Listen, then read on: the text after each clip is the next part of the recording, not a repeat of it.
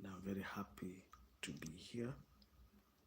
It is 14th of September 2025, and it is my hope that you are following this channel.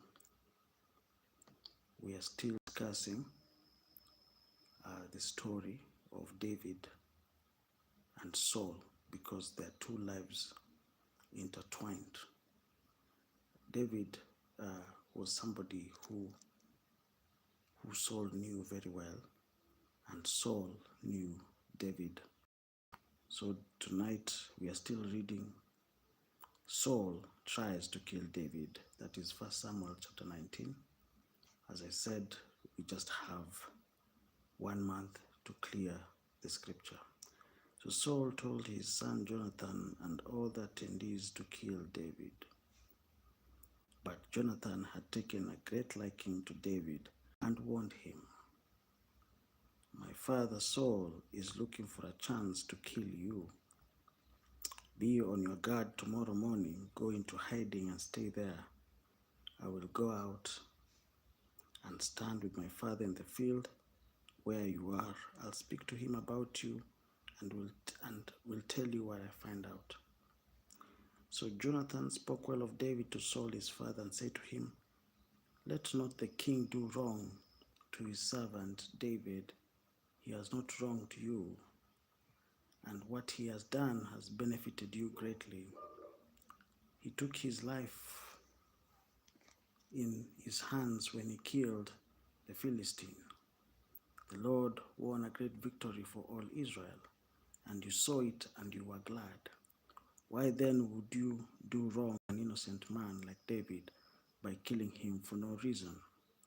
Saul listened to Jonathan and took his oath, "As surely as the Lord lives, David will not be put to death."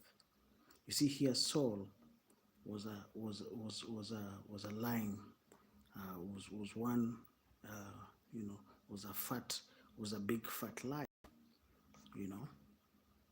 So Jonathan called David and told him the whole conversation.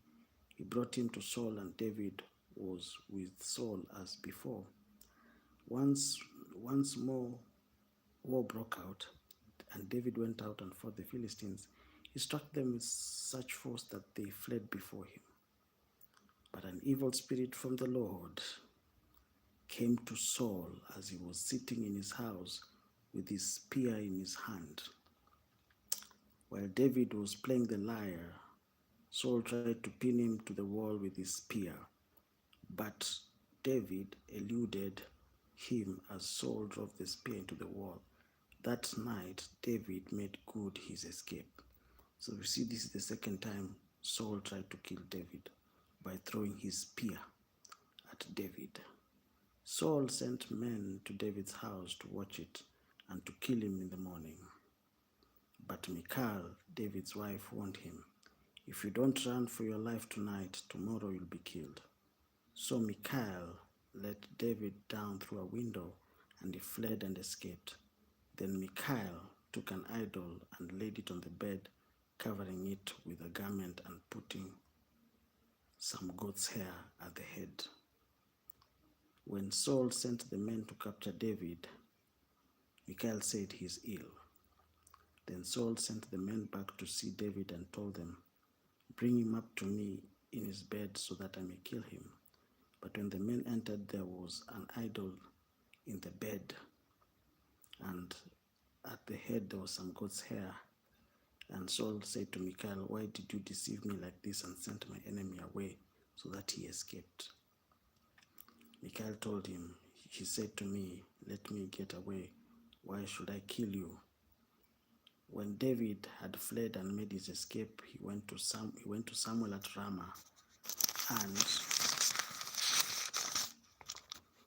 told him all that Saul had done to him. He and Samuel went to Now and stayed there. Came to Saul. David is at Naioth at Ramah. So he sent men to capture him. But when they saw a group of prophets prophesying with Samuel standing there as their leader, the Spirit of God came on Saul's men, and they also prophesied. Saul was told about it. He sent more men and they prophesied too.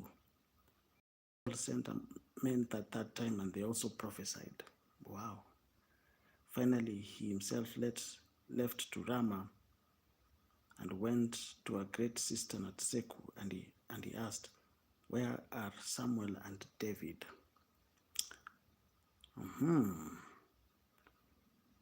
So Saul went to Ramah, but the Spirit of God came even to him, and he walked along prophesying until he came to Nauth. He stripped off his garments, and he too prophesied in Saul's presence. He lay naked all day and all night.